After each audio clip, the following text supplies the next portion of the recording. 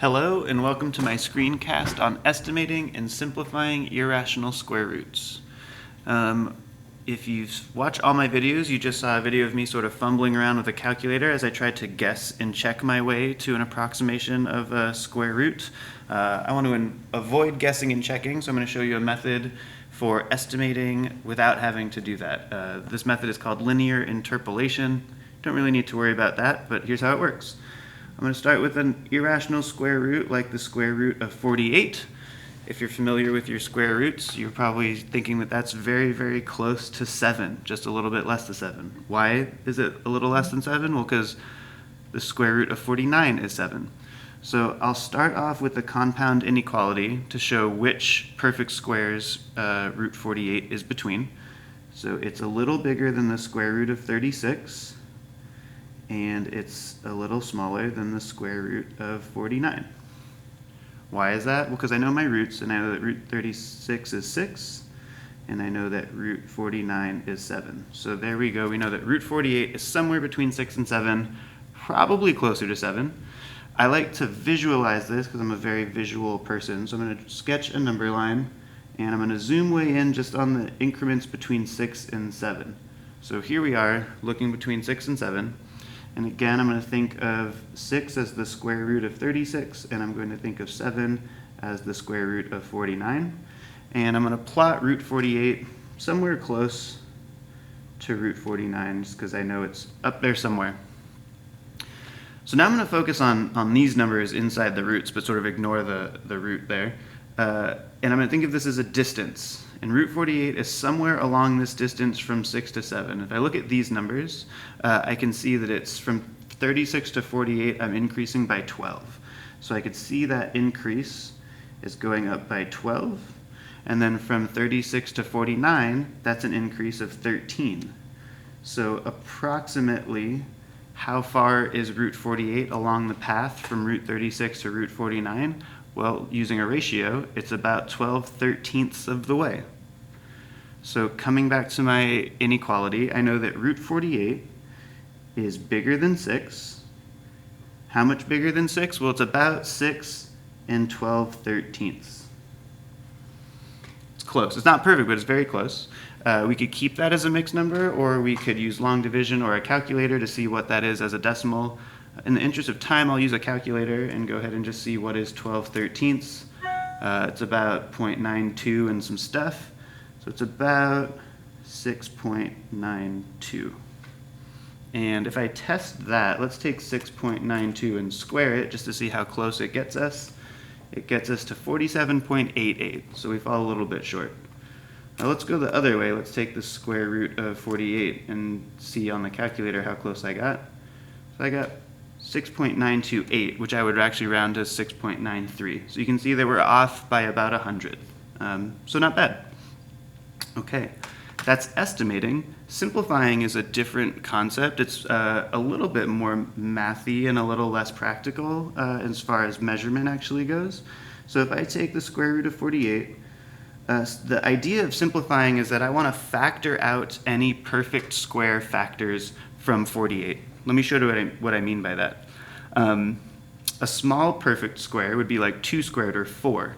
And I can tell from looking at 48 that 4 is a factor of 48. So I'll show that root 48 is the same as the square root of 4 times 12, because 4 times 12 is 48. The way that this works with multiplying roots is I could separate this into the square root of 4 times the square root of 12. And I know that the square root of 4 is just 2. So this is 2 times the square root of 12. And this would be simplified, except that we can take it further because I think that 4 is also a factor of 12. So I think I can factor out another square root of 4. I'll show you what I mean. So 2 times the square root of 12, that's the same as 2 times the square root of 4 times 3. And I can I'm going to skip this middle step because I can just, now that I've seen how that's how it works, I can think of that as 2 times root 3. Where'd that middle 2 come from? Well, that's the square root of 4. And so finally I can say that that's equal to 4 times root 3. And us mathematicians, we usually avoid any unnecessary symbols, so I don't need to write the multiplication dots. The implication here is that that means 4 times root 3. So simplified, the square root of 48 is 4 times the square root of 3. I'm going to go ahead and show another example. If you don't need another example, you can press stop. Or if you want some time to go back and review what I just did because you're confused, you could do that also. So here we go. I'm going to take a slightly bigger number. I'm going to take the square root of 108. Okay, well again, I'm familiar with my perfect squares, so I know that the square root of 108 is somewhere between the square root of 100 and the square root of 121. I write my compound inequality to show that. If you're wondering where the square root of 121 came from, well, I know that 11 squared is 121, so the square root of 121 is 11. So root 108 lives somewhere between 10 and 11 on the number line. I like to express that on the number line. You don't have to, but again, I'm a very visual person, so that's what I will do. Here's 10 and 11.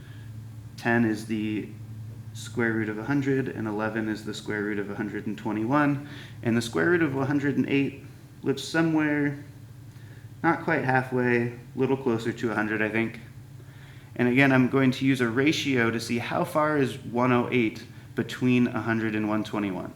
So if I start at 100, I'd have to go up 8 to get to 108. And that's part of the full distance between 10 and 11 if I'm using root 100 and root 121 to represent 10 and 11, that distance being 21.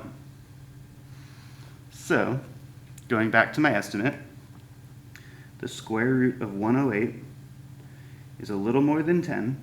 It's about 10 and 8/21.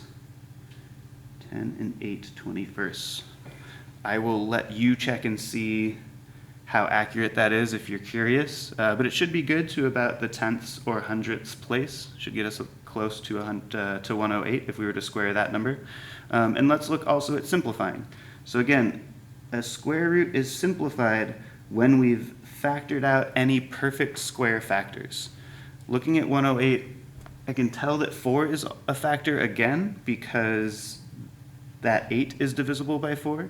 So I'm just going to see if I can figure out how many times 4 goes into 108. 4 goes into 10 twice with 2 left over, so it goes into 28 7 times. So this is the square root. So the square root of 108 is the square root of 4 times 27. I notice that that 27 has another perfect square factor. I know that 9 goes into 27, and I know that 9 is a perfect square, so I'm going to factor this a little bit more. 4 times 27 would be the same as 4 times 9 times 3.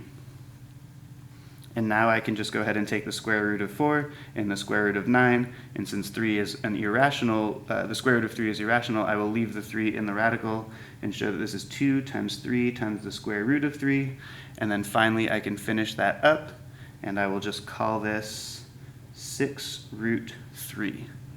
Oop, we got a little far underneath, there we go. So finally the square root of 108 simplifies down to 6 times the square root of 3. Thank you for watching my screencast about estimating and simplifying irrational square roots. I hope you found it helpful.